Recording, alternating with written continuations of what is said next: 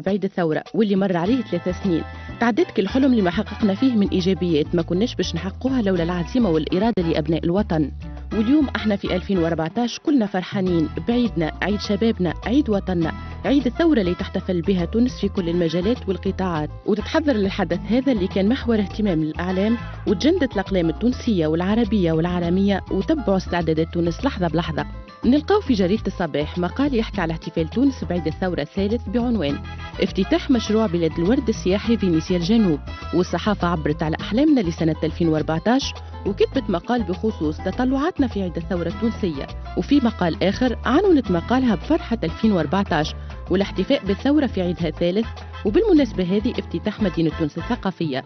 الصحف العربية تشاركنا الحدث، ويكتب القدس العربي في عيد الثورة التونسية العرض الأول لفيلم البوعزيزي والإنتاج لطارق بن عمار. أما صحيفة العلم قالت بمناسبة الاحتفال بالسنة الثالثة للثورة إنشاء الطريق السيارة الرابطة بين تونس وسيدي بوزيد وقفصة. في الصفحة الرئيسية للنهار تصدر مقال حول الاستعدادات لعيد الديمقراطية تحت عنوان حفلات موسيقية وعروض سينمائية مجانا. المقال اللي يعلن عن إنشاء طرقات في الجنوب بمقاييس عالمية تصدر صفحة الخبر في صفحتها الأولى. الفجر تقول إنه طائرات تنقل الشباب الطلابي في العطل إلى المناطق الداخلية بمناسبة الذكرى الثالثة للثورة. صحيفة المساء تكتب على حرية تونس واحتفالها بعيد الثورة للسنة الثالثة على التوالي. أما الشرق الأوسط تكتب مقال بعنوان إنشاء قطب لصناعة السيارات وافتتاح قرية البوعزيزي السياحية. الصحف الفرنسية والبريطانية خصت صفحاتها باش تحكي على احتفالات تونس. كتبت لكغوا مقال بعنوان افتتاح المهرجان العالمي للسينما في تونس. ليبراسيون حكيت على إنشاء راديو في كل ولاية في احتفالات تونس 2014. لا ريبوبليك تكتب بخصوص إقرار مشروع خاص بمجلتي الصحافة المكتوبة والإلكترونية. لو فيغارو تقول اللي تونس تستعد لافتتاح المدينة الثقافية. أما لو موند فإنها تدعو لمشاركة تونس في فرحتها واحتفالاتها. نفس العنوان نلقاوه يتصدر الصفحة الأولى للصحيفة البريطانية ذا جاردن.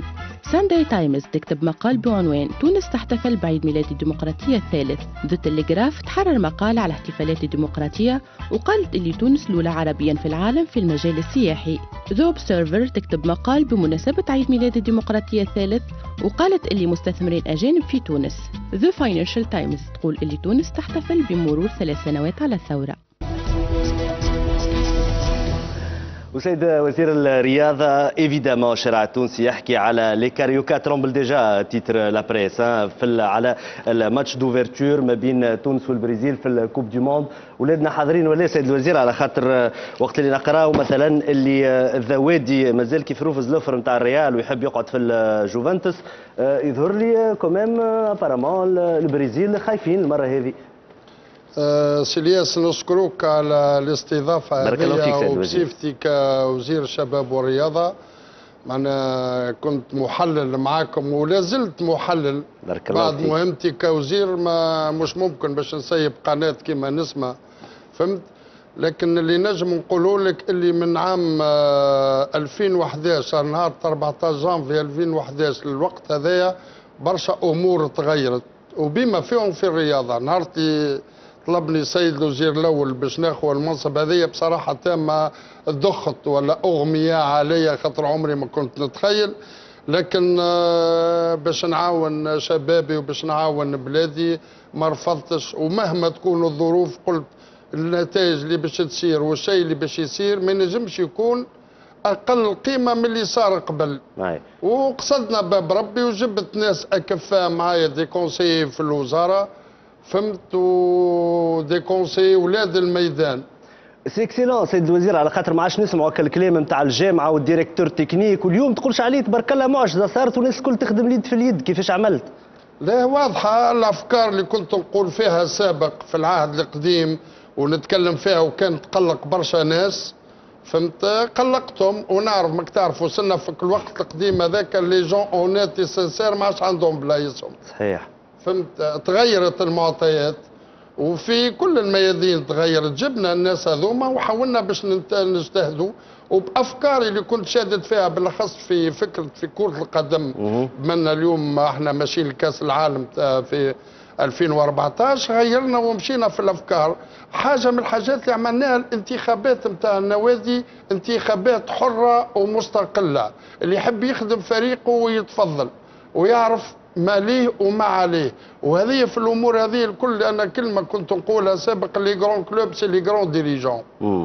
لا سي لي جراند ديسيزيون زاد سيد الوزير، على خاطر المركب الرياضي اللي عملتوه في تالا زاد، وشفت الاولاد انا غادي كيفاش شيخين وكيفاش يمشيوا لهم الجماهير في تالا، حاجه الحقيقه تفرح برشا. ستاج فيرمي ما عملناهوش في كوخ شوفيل ولا في دراوين، المره هذه اخترنا باش نعملوه في تالا، كان الحقيقه سوكسي انكرويابل في التحضير. مش في تالا برك، احنا مشينا للمناطق اللي ما لقينا فيهم حتى شيء، اللي من المناطق هذوما نجموا خرجوا، خاطر الماتير بريمير موجوده عندنا. الماتير بريمير ما نجموش نلقاوها من العاصمه، نلقاوها في كامل الجمهوريه، وبالاخص في لعبه كما لعبه كره القدم اكبر ملاعبيه من العالم، وهذا شيء نعرفوه، خرجوا من لي بتي باتلان هذوما، ولهذا قصدناهم طول لي بلي باتلان واعطيناهم الامكانيات الماديه، فهمتوا، حضرنا لهم الملاعب وجبنا ناس اكفاء اولاد الميدان، نحينا كالتدخلات صاحب سي فلان وخو سي فلان، فهمت، وبدينا قصدنا باب ربي. شوي تو تحكي معايا كوزير سيدي احمد مغيربي، بارك الله فيك. اما شوي نحب نرجع لك كمحلل رياضي تحكي لي على الماتش نتاع تونس والبرازيل، خاطر الشارع التونسي الكل ما يحكي كان على هذا. لطفي العبدلي ثانك يو فيري ماتش، بارك الله فيك. مازلت نفهم بالعربي. مازلت تفهم بالعربي، اوكي.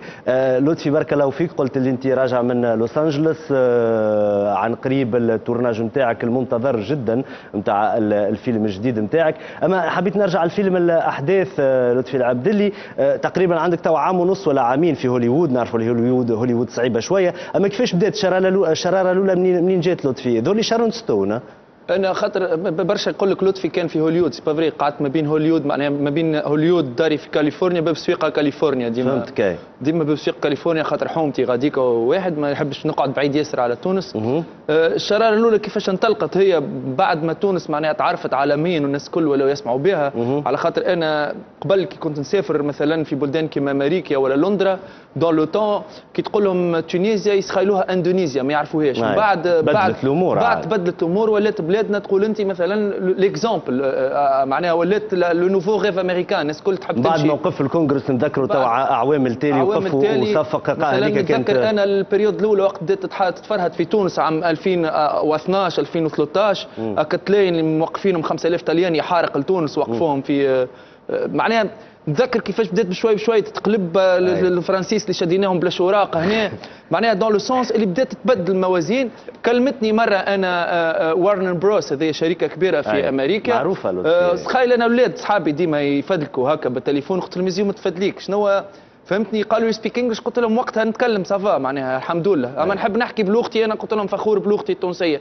قلت لهم منين تعرفوني انتم؟ قالوا لي حشنا بيك باش تجي هوليوود، فمن جراند برودكسيون امريكان باش تتعمل فيلم على التور، فهمتني، تور على التور في تونس كيفاش تعمل، فيه شارون ستون، فيه نذكر انجولينا جولي، فيه براد بيت، فيه مات ديمون، فيه فوالا الفيلم هذا، وحبوني انا نخدم فيه. قلت لهم منين تعرفوني؟ قالوا لي شارستون راهو مغرومه بيك برشا، كانت تفرج فيك في مسلسلات في تونس. في هو اول ما راتني في مسلسل غاليه يدور لي اول واحد، شافتني في مسلسل غاليه عجبتها ياسر، وشافتني. ومثلا انا كي نحكي مثلا نبدا نحكي مع زملاء كيما انجولينا جولي توا تقول لي امنيتي نعمل فوازير في تونس في رمضان معاكم معناها. معناها سافي بليزير. مثلا جاني مره روبرت دينيرو ويبكي، قال لي عملت كاستينج مع سي سلاح الدين السيد وما خذانيش. قلت له بورتون تي ان بون اكتور روبرت دينيرو راهو محلاك. قال لي لاكسون تاعي ما نبانش، معناها لاكسون دو سود تاع تونس ما نجمش يقدو هو.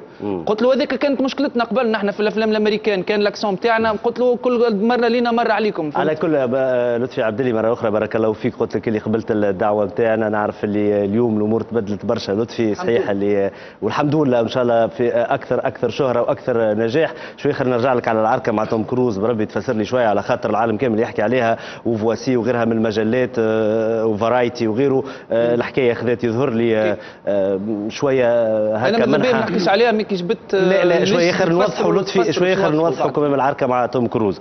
على اثر اخر تعديل وزاري 8 وزارات يسجلوا دخولهم، 8 وزيرات يسجلوا دخولهم للحكومه، وثلاثه منهم يشغلوا مناصب هامه وهم على التوالي: وزاره الاقتصاد والماليه، وزاره